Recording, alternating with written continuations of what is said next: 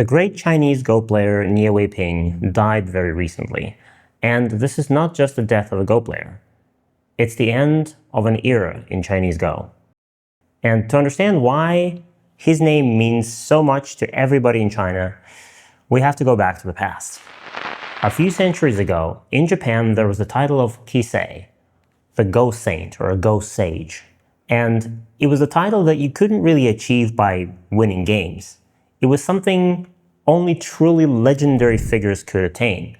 And they were given, usually posthumously, by the people. And only 2 people ever got the honor of being called Kisei. That was Honimbo Dosaku and Honimbo Jowa. And then after a series of intrigues and behind-the-scenes manipulations, and there's a very nice course on Go Magic about that, Honimbo Jowa unofficially lost that title, and again, unofficially, it was passed on to Honimbo Shusaku later. In ancient China, the same honorary title existed. It was called Qisheng, Go Sage as well. And there were several legendary players in the past who had the honor of being called that. One of them was Huang Longshi, about whom we also have a course, and 2 more were Fan Xiping and Shi Xiangxia, 2 of the greatest players of the Qing dynasty. But in modern-day China, there was only one person who had this title, who was called Go Sage during his life. And that was Nie Weiping. Back in the 1970s, China was still recovering from the Cultural Revolution, and a new wave of young Chinese players who were trying to revive Go in the country was growing, and Nie Weiping was at the head of this wave. He won several big tournaments in China, became a 9-dan, and became the top Chinese player of the time. And then there was an idea to hold China-Japan super matches. And to understand what was at stake there, we have to see the context.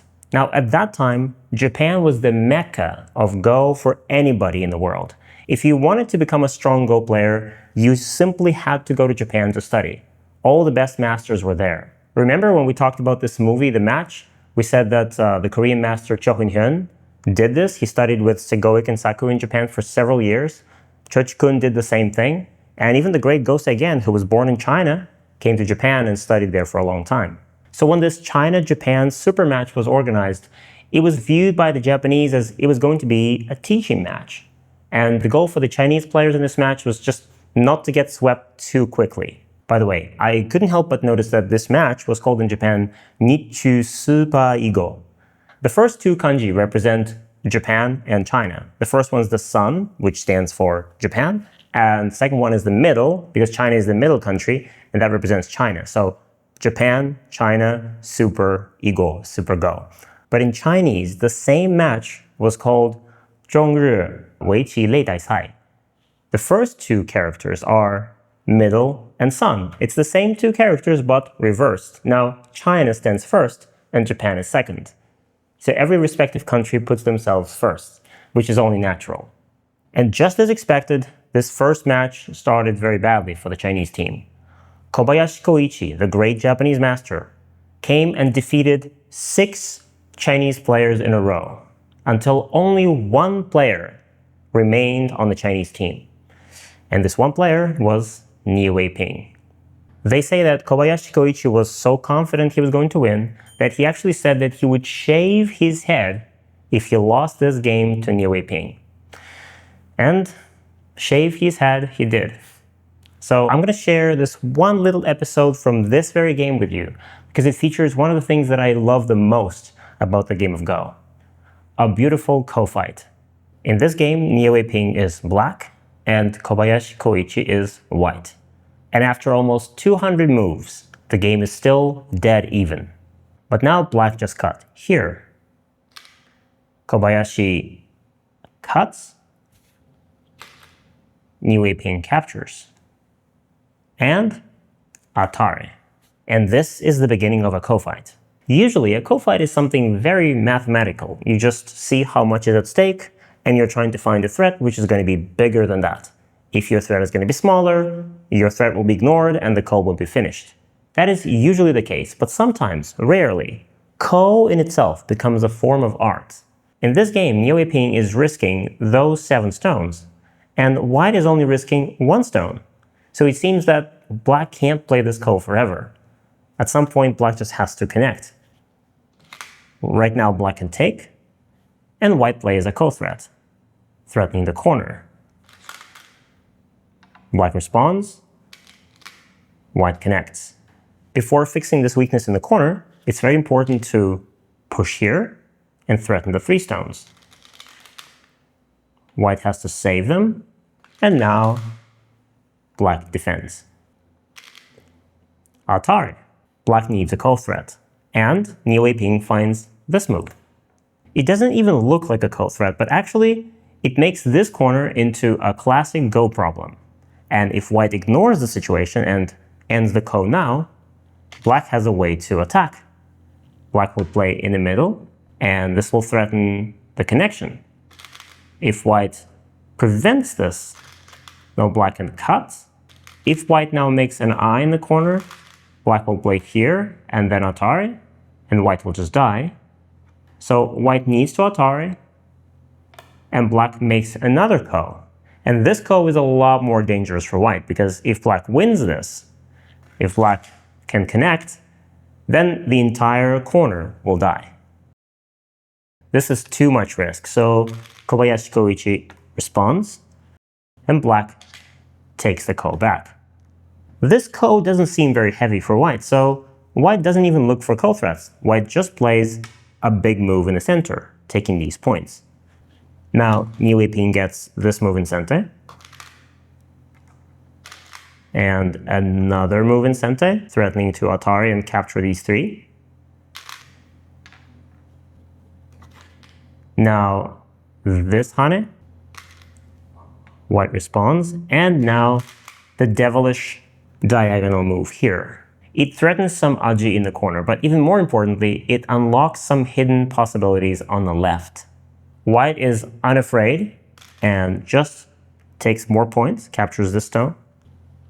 But now, Atari. White takes. This is another ko, but black is prepared. This is a ko threat. White responds. Black takes. This is now a more serious threat. White needs to respond. The corner is actually not in danger. White doesn't have to win the ko. White can just play here. Black will take.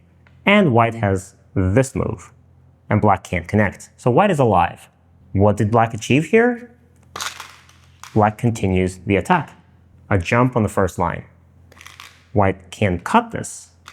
Black will just take the 2 stones. So white needs to compromise and retreat this way. Black connects. Now at this point, if white knew what was going to happen after, maybe he would have just blocked on the first line to keep all these points. But in the game, white takes the ko. Black needs another ko threat. And here it is. Black pushes. Wait a second, can't white ignore this? Like, what happens if white now takes the stones, black pushes in here, and white just connects on the second line? Does that work? It doesn't. Because now black has a beautiful wedge. And if white takes this stone, this squeeze works. White will take Atari, and after a connection, black captures everything. So how about if white responds this way? The same thing. Black will throw in first, and the white stones are captured. So this is indeed a ko threat, and white has to respond. Black takes the ko back. And this is the last chance for white to just think it over, change his plans, and protect the top. In the game, white pushes here. And unfortunately, this is just not that big of a ko threat. Black is not even going to push here. Black now has this move. A brilliant invasion that threatens to connect. And if white blocks, which seems obvious, well, then black is going to play here, threatening these 4 stones. And if white connects, all of the white stones are captured. This is a beautiful disaster. So in the game, white was forced to fix this weakness, and black can now just connect on the first line. Just look at this brilliant reduction, all the way crawling to the first line and just demolishing all of this white's territory. White captures the ko again, and at this point, black doesn't have to fight it anymore. Having achieved what he wanted, black just connects. White bumps, black connects, Atari, and again, black is just showing a masterclass of how to play the endgame correctly. This stone is big, but there are bigger moves, so black plays this first. And only after white fixes this weakness, black can even think about connecting that stone. And actually in the game, black will choose this spot and white will capture. Just one innocent-looking co-fight played in the endgame, and black is now ahead by 4 points in this game. After Nie Weiping won this game, there were still two of the strongest players remaining on the Japanese team. They were Kara Masao and Fujisawa Shuko. And Nie Weiping defeated them both and took the victory in this first China-Japan super match to China. Today, it's hard to even imagine what this victory meant for China back then. Spontaneous demonstrations would break out on the streets. People were glued to their radios listening to the moves that were played in this match. It was not just winning one game or winning one match.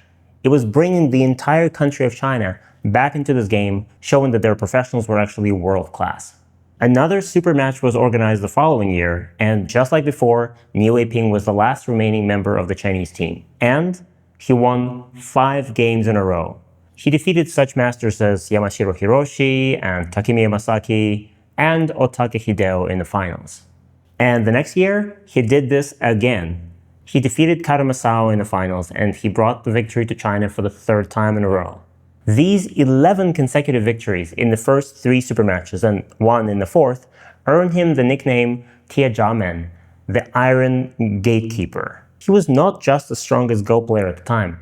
He was the inspiration for all the Chinese people to start treating the game of Go seriously and to start learning it again. Millions and millions of Chinese kids got into Go and became very strong, all thanks to Nie Weiping. Years later, he also opened the Go School, which kept mentoring and shaping the future of Chinese Go. And some of the best professionals of the modern times were known to have been students there. Chen Hao studied there, Gu Li studied there, and even Ke Jie studied there at some point. There were many talented Go players in China at the time, but it's Nie Weiping who will always be remembered as the one man who started a revolution. He was at the forefront of this new wave of Chinese Go that brought China to where it is today. And that is why Nie Weiping will always remain a household name in China. He will go down in history and he'll be remembered forever. Rest in peace, Nie Weiping 老师.